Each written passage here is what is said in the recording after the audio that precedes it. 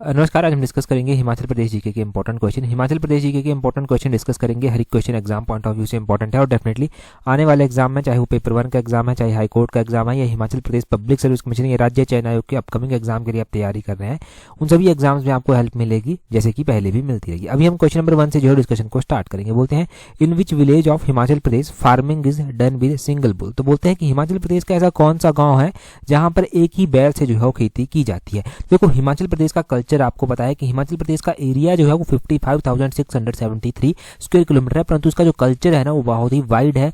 हर एक डिस्ट्रिक्ट का अपना कल्चर है। हर एक गांव में जाकर भी आपको अलग अलग कल्चर देखने को मिल जाता है। तो हिमाचल प्रदेश का एक ऐसा ही गांव है जहां पर सिंगल बैल से, एक बैल से जो है खेती की जाती है। वो कौन सा गांव है? वो है मिंधल गांव। ऑप्शन डी जो है वो सही आंसर है। ये मिंधल गांव जो है वो आता कहां पर है, कौन से डिस्ट्रिक्ट में जो है वो आता है? तो डिस्ट्रिक्ट वाइज अगर देखा जाए तो ये डिस्ट्रिक्ट चंबा में जो है वो आता है। डिस्ट्रिक्ट चंबा का जो पांगी क्षेत्र है, पांगी वैली जो डिस्ट्रिक्ट चंबा की है, पांगी के नज़दीक ही जो है ये मिंधल गांव जो है वो आता है। मिंधल गांव जो है वो, इसकी कहानी है कुछ कि यहाँ पर एक ही बैल से खेती की जाती है, वो भी मैं आपको बताऊंगा। परंतु कई बार क्वेश्चन पूछ जाता है कि मिंधल माता का मंदिर कहाँ प्रसिद्ध है। तो ये मिंधल गांव है, यहाँ पर मिंधल माता का मंदिर भी है। तो ये मिंधल माता का मंदिर जो है पांगी में आता है। इसे ना पहले माँ ईंधन कर जो था वो कहा जाता था। माँ ईंधन कर इसको कहा जाता था। फिर ये अक्षर बिगड़ते गए और इसको मिंधल जो था वो कहा जाने लगा। अब इसके पीछे की कहानी जानते हैं। यहाँ पर कहा जाता है कि यहाँ पर मिंधल गांव में जो है वो एक बूढ़ी हुआ करती थी। वो बूढ़ी जो था वो क्या करती थी, डेली अपना चूल्हा जो था वो साफ करती थी। जो पुराने घरों में चूल्हे होते हैं और वहाँ पर जो राख होती थी, उस राख को जो था वो डेली निकालती थी। एक दिन वो राख को निकाल रही थी तो अचानक चूल्हे के अंदर से एक पत्थर जो था वो बाहर निकल आया। अब पत्थर वहां से निकल आया। अब बूढ़ी ने क्या किया, उस पत्थर को दबा दिया। अगले दिन फिर से जो है वो ऐसा ही हुआ, फिर से वो पत्थर थोड़ा सा बाहर निकला था। बूढ़ी ने फिर से जो था उस पत्थर को दबा दिया। 2-3 दिन तक ये सिनेरियो चलता रहा। फिर एक दिन क्या हुआ, अचानक से वो पत्थर जो था वो बाहर जो है वो निकला, फटकर बाहर निकला और एक बड़ा पत्थर जो था वो देवी के रूप में जो है वो सामने आता है। देवी जो है वो सामने आती है और देवी कहती है कि, बुढ़िया से कहती है देवी कि अपने पुत्र और अपने बधुओं को जो है, जो तेरे पुत्र हैं और तेरी बहुएं हैं, उनको एक साथ जो है वो आवाज लगा। अगर एक बार वो आवाज से आ गए वो ठीक है, अगर वो एक बार तेरी आवाज लगाने से नहीं आते तो उनको जो है वो इसका जो है वो खामियाजा भुगतना पड़ेगा। अब बूढ़ी जो है वो यहाँ से डर गई और माता से जो है वो माफी मांगने लगी कि मुझे जो है वो माफ कर दो। इसी साथ देवी ने जो है वो बूढ़ी को वरदान दिया, यहाँ पर जो ये क्षेत्र है, इस क्षेत्र में जो है मेरे से पहले जो है तेरी पूजा की जाएगी। कहा जाता है कि जब बूढ़ी ने जो है वो अपने पुत्र और बधुओं को जो है वो आवाज लगाई तो वो कोई भी नहीं आया, सबने अनसुनी कर दी। और बूढ़ी ने जब बात बताई उनको, तब उन्होंने अनसुना जो था उस बात को कर दिया। किसी ने बूढ़ी की बात पर यकीन नहीं किया और देवी ने उन सबको साफ दे दिया और वो सब जो है वो जैसे जो काम कर रहे थे वैसे ही पत्थर की मूर्ति में जो है तब्दील हो गई और पत्थर जो था वो सब लोग बन गए थे वहां पर। और देवी ने यह भी कहा था कि आज से ना ही इस गांव में जो है कोई भी चारपाई पर सोएगा, ना ही 2 बैलों से खेती की जाएगी, सिर्फ 1 बैल से खेती की जाएगी, और ना ही यहाँ पर कोई ऊन काटने का काम करेगा। और वही चीज़ें जो है फॉलो की जा रही हैं तब से। बेशक लोग चारपाई पर सो जाते हैं क्योंकि रीति रिवाज बदल गए हैं और धीरे धीरे लोगों ने अपग्रेड कर लिया है। अदरवाइज कहा जाता था कि कोई भी नियमों का उल्लंघन करता था तो उसको कोई ना कोई नुकसान झेलना पड़ता था। तो ये सब यहाँ से ध्यान रखना था। अगला क्वेश्चन देखिए, बोलते हैं women of which district have decided to plant sea buckthorn in the region to conserve the environment which is considered an eco-friendly plant for that area। तो बोलते हैं कि किस क्षेत्र की महिलाओं ने पर्यावरण संरक्षण के लिए उस क्षेत्र में जो है वो समुद्री हिरण, जिसको सी बकथ्रॉन बोला गया, ये जो है वो सी बकथ्रॉन करके जो है वो इसके कांटे, ये पौधा जो है वो लगाया यहाँ पर, क्योंकि कहा जाता है कि ये पर्यावरण के जो है वो अनुकूल पौधा होता है। तो लाहौल स्पीति की महिलाओं, ऑप्शन डी जो है वो सही आंसर हो जाएगा। लाहौल स्पीति डिस्ट्रिक्ट जो कि in term of area Himachal Pradesh का सबसे बड़ा डिस्ट्रिक्ट है, वहाँ की महिलाओं ने जो है वो क्या किया, ये डिसाइड किया कि हम सी बकथॉर्न जो है ये लगाएंगी और इससे जो है इसको जो है वो एनवायरनमेंट फ्रेंडली जो है वो माना जाता है। ये एनवायरनमेंट को कंजर्व करने में जो है वो हेल्प करता है। तो ये क्वेश्चन एग्जाम में पूछा जाता है। इसको अलग अलग फॉर्म में पूछा जाता है। कई बार स्टेटमेंट बनाकर पूछ लेते हैं, कई बार एमसीक्यू बनाकर पूछ लेते हैं। जैसे भी पूछा जाए आपको इसके बारे में जानकारी होनी चाहिए। लाहौल स्पीति के बारे में बात करते हैं तो लाहौल स्पीति, ये तो मैंने बता ही दिया कि हिमाचल प्रदेश का जो है सबसे बड़ा जो है वो डिस्ट्रिक्ट है। लाहौल स्पीति जो है, ये लाहौल और स्पीति, यहाँ पर चंद्रा और भागा 2 घाटियाँ जो है वो आती हैं, जिनको पत्तन वैली के नाम से भी जो है जाना जाता है और पत्तन वैली भी इनको बोलते हैं। लाहौल स्पीति की बात करें तो यहाँ पर चंद्रा और भागा 2 नदियां भी बहती हैं। चंद्रा और भागा जहाँ पर आकर मिलती हैं वो तांडी नामक स्थान है। स्पीति नदी भी जो है वो यहीं से निकलती है, कुंजुम दर्रे के समीप जो है वो यहाँ से निकलती है और आगे जाकर जो है ये सतलुज के साथ जो है वो मिलती है। सतलुज के साथ जो है वो खाब या नामगिया नामक स्थान पर जाकर जो है वो स्पीति नदी जो है वो मिलती है। और चंद्रभागा जब तांडी में आपस में मिल जाती हैं तो आगे बहती हैं, फिर ये जब पांगी वैली में एंटर करती हैं या फिर चंबा में एंटर करती हैं तो ये जो है वो किस नाम से जानी जाती हैं वो भी पता होना चाहिए। तो ये चेनाब नाम से जो है वो जानी जाती हैं उस टाइम। लाहौल स्पीति जो है वो 1966 में जो है वो हिमाचल प्रदेश में मिला था और हिमाचल प्रदेश में ये 1966 में मिलता है। इसका जो हेडक्वार्टर है वो केलोंग में जो है वो होता है, या फिर केलोंग में इसका हेडक्वार्टर जो है वो स्थित है, यूँ कहिए।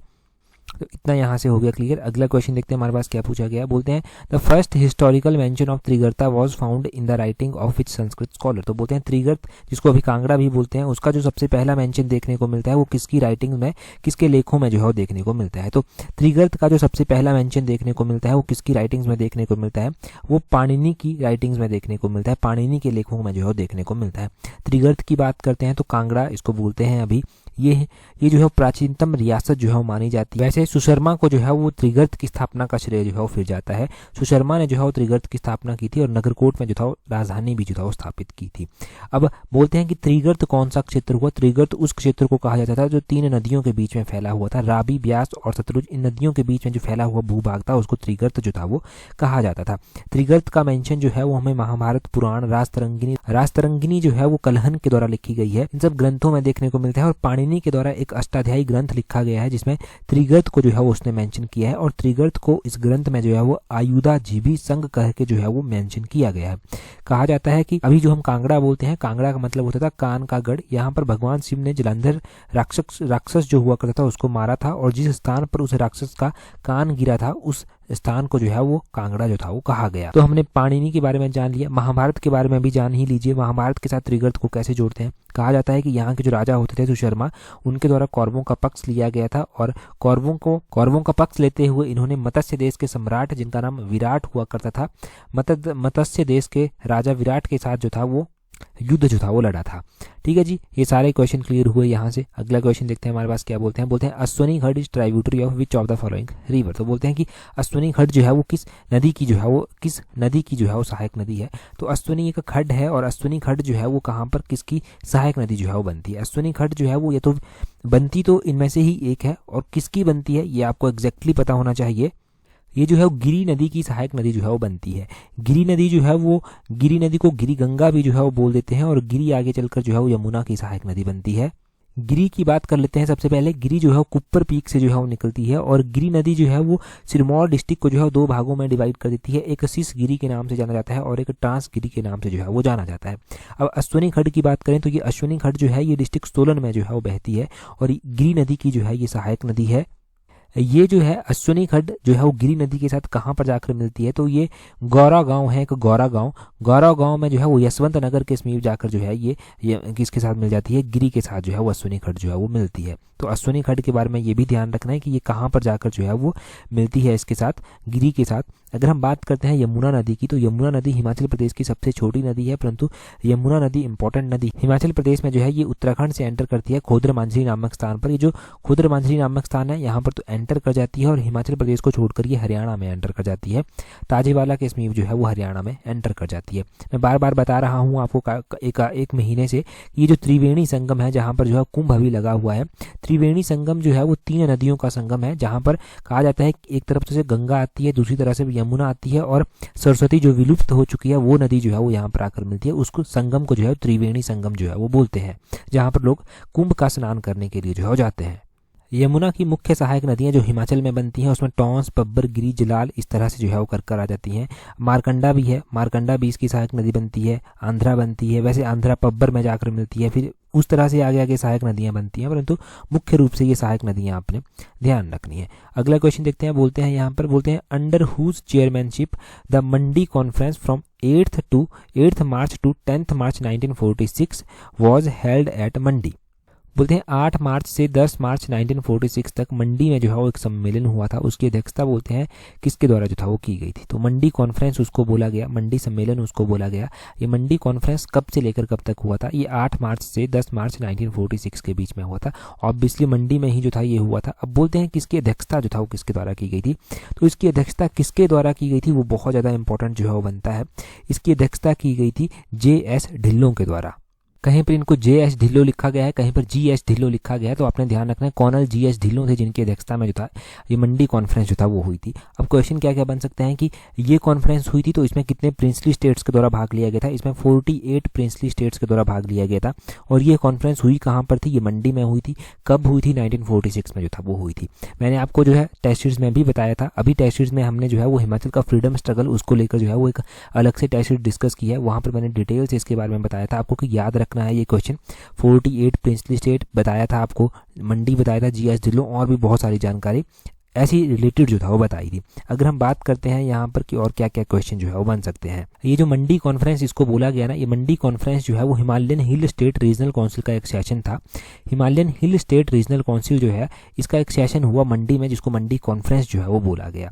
और ये जो Himalayan hill state regional council है ना, इसकी स्थापना 1946 में ही की गई थी। अब इसका एक सेशन होता है जो कि 1946 में 8 मार्च से 10 मार्च के बीच में होता है। GS ढिल्लों जो है वो इसकी अध्यक्षता जो है वो करते हैं और 48 प्रिंसली स्टेट जो है वो इसमें आकर भाग लेते हैं। Himalayan hill state regional council के अलग अलग सेशन अलग अलग टाइम पर जो था वो होते रहे। यहाँ पर अलग अलग क्षेत्रों को लेकर अलग अलग मांगे जो था वो उठाई गई थी। अगला क्वेश्चन देखते हैं हमारे पास क्या है। अगले क्वेश्चन को हम डिस्कस करें उससे पहले देखिए, अगर आप तैयारी कर रहे हैं Himachal Pradesh public service commission के पेपर 1 के लिए, आप हाई कोर्ट के एग्जाम के लिए तैयारी कर रहे हैं, या फिर Himachal Pradesh public service commission और राज्य चयन आयोग के अपकमिंग एग्जाम के लिए तैयारी कर रहे हैं और एक कॉम्प्रिहेंसिव वे से तैयारी करना चाहते हैं, अपनी स्टडी को प्रॉपर वे में एक अच्छी शेप देना चाहते हैं, अपनी कमियों को एनालाइज करना चाहते हैं, अपनी कमियों से सीखना चाहते हैं, और जो पेपर में ना छोटी छोटी गलतियां होती हैं जहां से नंबर कट जाते हैं और एक अच्छा स्कोर आप नहीं बना पाते, इन सभी छोटी छोटी कमियों को दूर करना चाहते हैं, तो आप हमारी कॉम्प्रिहेंसिव टेस्ट सीरीज को ज्वाइन कर सकते हैं, जिसका लिंक नीचे डिस्क्रिप्शन बॉक्स कमेंट बॉक्स में दिया गया है। स्लॉट 1 को हमने एक्सटेंड किया हुआ है, जिसका लिंक नीचे डिस्क्रिप्शन बॉक्स कमेंट बॉक्स में दिया गया है। आप वहां से अच्छे खासे डिस्काउंट में अवेल कर सकते हैं। जिन्होंने भी टेस्ट सीरीज को ज्वाइन किया हुआ है या फिर जो भी टेस्ट सीरीज को ज्वाइन करेंगे वो टेस्ट सीरीज ग्रुप में जो है वो जरूर जुड़ जाएं, सारी अपडेट्स आपको वहां पर दे दी जाती हैं। अगला क्वेश्चन देखिए, बोलते हैं यहाँ पर, बोलते हैं people of which of the following state revolted against the policies of Wazir Ghulam Qadri इन 1877। बोलते हैं निम्नलिखित में से किस राज्य के लोगों ने 1877 में वजीर गुलाम कादरी की नीतियों के खिलाफ विद्रोह किया था। तो 1877 का हमने नालागढ़ का एक विद्रोह पढ़ रखा है। ये विद्रोह जो था वो वहां के वजीर गुलाम कादरी के खिलाफ जो था वो हुआ था। पूरी बात क्या थी वो भी हम जानेंगे, परंतु ये हुआ कहाँ पर था। ये आंदोलन जो हुआ था ये हुआ था हिंडूर में। ऑप्शन सी जो है वो सही आंसर है, हिंडूर, जिसको नालागढ़ जो है वो बोलते हैं। तो नालागढ़ मूवमेंट के नाम से ये जाना जाता है। 1877 में नालागढ़ में ये जन आंदोलन जो था वो हुआ था। अब पूरी बात क्या थी, 1877 में नालागढ़ की जो प्रजा थी वो जो है वो एक विरोध करती है और भारी जन आंदोलन जो है वो लोगों के द्वारा किया जाता है। इस समय यहाँ के राजा हुआ करते थे ईसरी सेन। ईसरी सेन जो था वो हुआ करते थे और उन्होंने अपने पिता उग्रसेन के समय में सभी जो कैदी बनाए गए थे उनके पिता के समान, उनके पिता के टाइम में उन सभी कैदियों को रिहा कर दिया। राज्य में भ्रष्ट लोगों का बोलबाला जो था वो ज्यादा हो गया था। पुराने वजीर हुआ करते थे गुलाम कादिर, उनको फिर से रियासत का वजीर जो था वो बना दिया गया था। अब गुलाम कादिर बड़ा ही करप्ट इंसान था। उसने जो था वो किसानों को जो था वो किसानों को ऊपर जो है लगाना शुरू कर दिया, किसानों से ज़्यादा टैक्स लेना शुरू कर दिया, और भी पता नहीं बेगार प्रथा, बहुत सारी चीज़ें जो है वो किसानों से वसूली जाने लगी। एक अत्याचार एक्सप्लॉयटेशन जो है वो किसानों का शुरू हो गया था। अब लोग यहाँ से जो है वो असंतुष्ट थे और लोगों ने जो था वो यहाँ पर विद्रोह किया, जिसको कहा गया नालागढ़ जन आंदोलन। और ये नालागढ़ का जन आंदोलन 1877 में हुआ था। ये वजीर गुलाम कादिर के खिलाफ जो था वो हुआ था। तो क्वेश्चन पता होना चाहिए आपको बेसिकली कि हुआ क्या क्या था, किसके खिलाफ हुआ था, कैसे कैसे हुआ था। फिर क्वेश्चन देखो यहाँ पर किसी और फॉर्म में पूछ लिया गया, आगे हम किसी और फॉर्म में पढ़ लेंगे। क्वेश्चन की फॉर्म कोई भी हो सकती है, वो एग्जामिनर के माइंड पर डिपेंड करता है कि वो कैसा क्वेश्चन जो है वो बनाता है। अगर आंसर पता होगा तो आप कभी भी गलत नहीं कर सकते। हमारे पास कुछ इंपॉर्टेंट आंदोलन है, जैसे कि नालागढ़ आंदोलन ही सबसे पहले दिया गया है। 1877 में ये हुआ था। भागल विद्रोह हुआ था 1905 में। डोडरा कवार में 1906 में एक विद्रोह होता है। कुनिहार किसान आंदोलन होता है 1920 में होता है।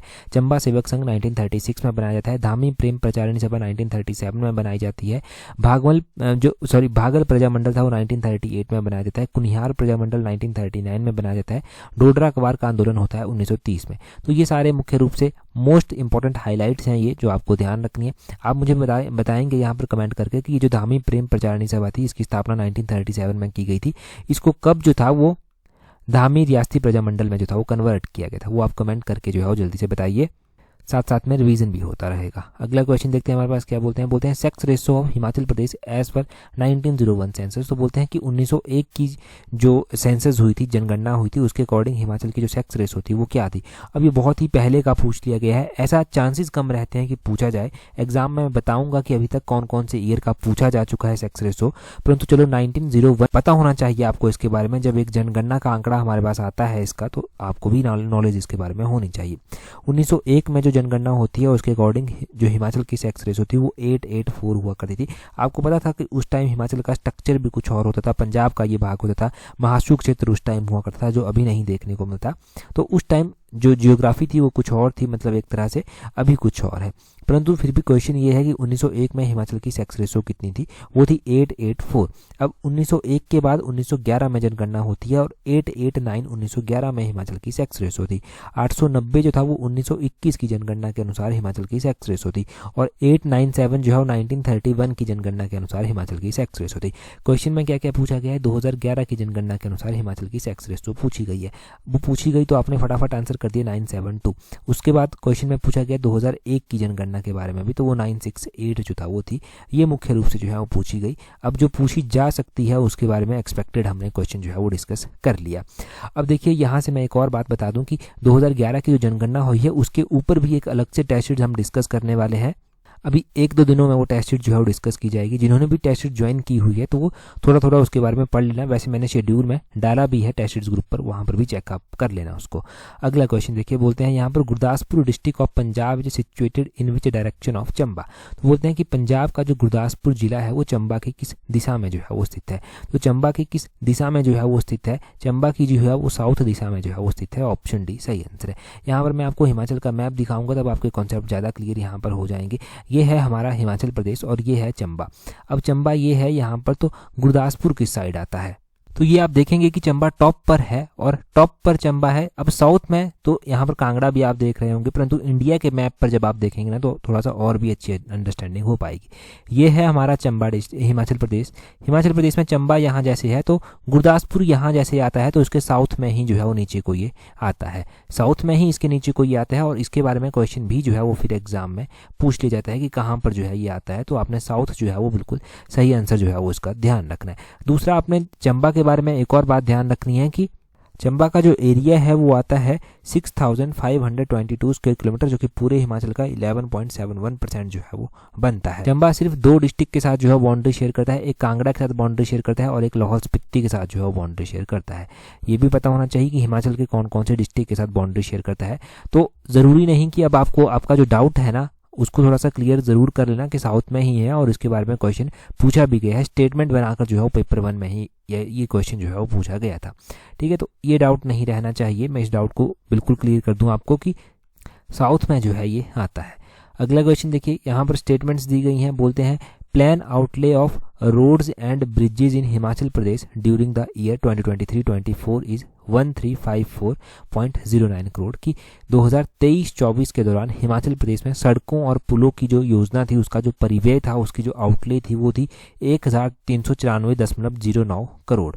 और दूसरी स्टेटमेंट में हमारे पास बोलते हैं कि plan outlay of agriculture and allied services in Himachal Pradesh during 2023-24 is 969.89 crore. हम डिटेल से जो है वो इन दोनों ही कॉन्सेप्ट को क्लियर करेंगे, परंतु ये जो क्वेश्चन है ये इंपॉर्टेंट है और इस तरह के स्टेटमेंट में ये क्वेश्चन अक्सर जो है वो पूछे जाते हैं।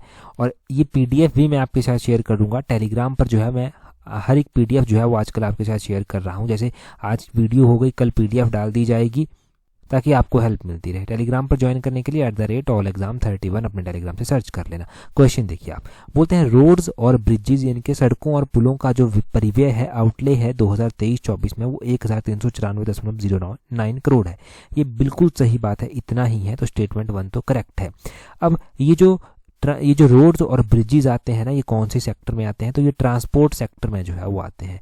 और ट्रांसपोर्ट सेक्टर का जो टोटल आउटलेट था वो कितना था, टोटल आउटले जो ट्रांसपोर्ट सेक्टर का था हिमाचल में, वो भी ध्यान रखना है, वो था 2394.2 1.24 करोड़। ये जो था वो टोटल ट्रांसपोर्ट सेक्टर का आउटले था हिमाचल प्रदेश में। आगे बोलते हैं plan outlay for agriculture and allied services in Himachal Pradesh during 2023-24 is 969.89 crore. कि एग्रीकल्चर और उससे संबंधित जो क्षेत्र हैं उनका जो आउटले था वो 969.89 करोड़ जो था वो था। अगर हम एग्रीकल्चर और एलाइड सेक्टर की बात करते हैं और इनके आउटले की बात करते हैं तो बिल्कुल सही बात, इनका जो आउटले था वो 969.89 करोड़ ही था। दूसरी स्टेटमेंट भी हमारे पास सही है। Both statement 1 and 2 are correct.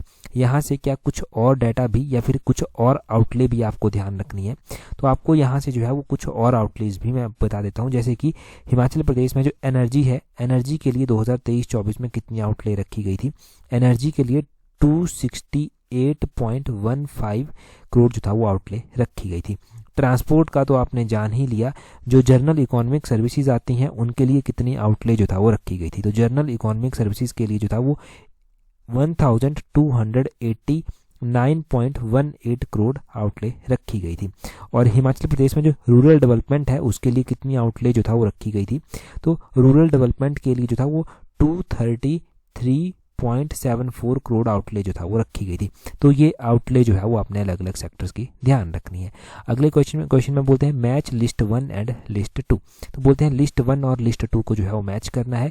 List 1 में स्कूल्स ऑफ पेंटिंग दिए गए हैं, लिस्ट 2 में जो है वो उनके जो पैटर्न जिनके द्वारा इन पेंटिंग्स को शरण दी गई उनके नाम, उन राजाओं के नाम जो है वो दिए गए हैं। इसको आप मैच करेंगे यहाँ पर। तो मैं बताता हूँ कि बसौली पेंटिंग जो सबसे पहले दी गई है, बसौली पेंटिंग को जो था वो किसके कार्यकाल के दौरान जो था वो शरण मिली थी? इसको राजा कृपाल के कार्यकाल के दौरान शरण मिली थी। तो राजा कृपाल ऑप्शन बी इसका जो है वो सही आंसर हो जाएगा। बसौली पेंटिंग को जो था वो राजा कृपाल के कार्यकाल के दौरान शरण मिली। और बसौली पेंटिंग इसलिए भी इम्पोर्टेंट है क्योंकि हिमाचल की जो पेंटिंग शैलियाँ हैं उनमें सबसे पुरानी जो है ये आती है कांगड़ा और गुलेर से भी ये पुरानी है। कांगड़ा की हम बात करते हैं तो कांगड़ा जो है, कांगड़ा का जन्म गुलेर में हुआ और इनको शरण किसके द्वारा दी गई थी? गोवर्धन चंद राजा हुआ करते थे, उनके द्वारा शरण दी गई थी। तो दूसरे का जो है वो सी जो है वो मैच हो जाएगा। और तीसरा है अर्की। अर्की की अगर हम बात करते हैं कि अर्की को जो था वो किसने शरण दी थी? अर्की स्कूल ऑफ पेंटिंग को राजा, जो यहाँ के राजा या फिर राणा हुआ करते थे मेहर चंद, उनके द्वारा शरण दी गई थी। तो तीसरे का जो है वो डी कर मैच हो जाएगा। राणा मेहर चंद का नाम ध्यान रखना है। और चंबा की अगर हम बात करते हैं तो चंबा के राजा थे उदय चंद, जिनके द्वारा चंबा की पेंटिंग को जो था वो शरण दी गई थी। राजा उदय सिंह है ये, उदय सिंह। चौथे का जो है वो ऑप्शन ए जो है वो सही हो जाएगा। चौथे को आप ए के साथ जो है वो इस तरह से मैच कर देंगे। तो पहले का बी, दूसरे का सी, तीसरे का डी, चौथे का ए। पहले का बी, दूसरे का सी, तीसरे का डी, चौथे का ए। ऑप्शन बी जो है वो सही आंसर हो जाएगा। हर एक स्कूल ऑफ पेंटिंग के बारे में पता चल गया आपको। और हमारी जो कांगड़ा पेंटिंग है, कांगड़ा पेंटिंग को जीआई टैग भी जो है वो मिल चुका है, वो भी हमने क्वेश्चन पढ़ रखा है। हमने बसौली पेंटिंग पढ़ लिया, राजा कृपाल के कार्यकाल के दौरान इसको शरण दी गई। हमने कांगड़ा पेंटिंग पढ़ लिया, जिसकी जो रूट्स आती हैं या फिर जिसकी जो जन्मदाता आती है वो गुलेर कलम जो है वो आती है। और गुलेर कलम इनको जो था वो गोवर्धन चंद के द्वारा जो था वो शरण दी गई थी। अर्की के बारे में हमने पढ़ लिया कि अर्की के जो राणा हुआ करते थे मेहर चंद करके जिनका नाम था, इनके द्वारा जो था वो इसको शरण दी गई थी। और हमने चंबा पढ़ लिया, चंबा के राजा उदय सिंह हुआ करते थे, जिनके कार्यकाल के दौरान जो था ये फली फूली थी या फिर जिनके द्वारा इसको जो था वो शरण दी गई थी। चंबा में तो हमें बहुत सारे पेंटर भी देखने को मिलते हैं, जैसे कि निक्का पेंटर यहाँ पर देखने को मिलता है, मंगू पेंटर देखने को मिलता है, घाली पेंटर देखने को मिलता है, बनवारी पेंटर देखने को मिलता है, मुकुंद पेंटर यहाँ पर देखने को मिलते थे। तो चंबा में जो है वो बहुत सारे पेंटर्स भी जो था वो आते थे। अभी के लिए आप पेंटिंग्स और जिन राजाओं के द्वारा इन पेंटिंग्स को शरण दी गई उनके बारे में जो है ध्यान रखिए। क्वेश्चन देखिए, बोलते हैं identify the district of Himachal Pradesh whose Suman Kumari has become border security forces first women sniper in 2024। तो 2024 में बॉर्डर सिक्योरिटी फोर्स को जो है वो पहली महिला स्नाइपर जो था वो मिली थी। और ये पहली महिला स्नाइपर बीएसएफ की जो है वो हिमाचल के से संबंध रखती थी। तो बोलते हैं हिमाचल के कौन से जिले से जो है ये बीएसएफ की पहली महिला स्नाइपर संबंध रखती हैं? 4 ऑप्शंस आपके पास दिए गए हैं, अभी आप जल्दी से कमेंट करके जो है वो बताएंगे। इससे पिछली वीडियो थी उसमें हमने पहला ही क्वेश्चन ये डिस्कस किया है और उससे पहले हम बहुत पहले गिरिराज पत्रिका में भी इसको पढ़ चुके हैं करंट अफेयर्स में। जल्दी से कमेंट करके बता दीजिए। और टेलीग्राम पर ज्वाइन करने के लिए अपने टेलीग्राम से @allexam31 करके सर्च करना। यहाँ पर आपको क्वेश्चंस की PDF तो प्रोवाइड करवाई ही जा रही है, साथ में आपको आने वाले एग्जाम्स की अपडेट भी यहाँ पर मिलती रहती है। That's all for today. Thank you very much for watching and listening it very patience.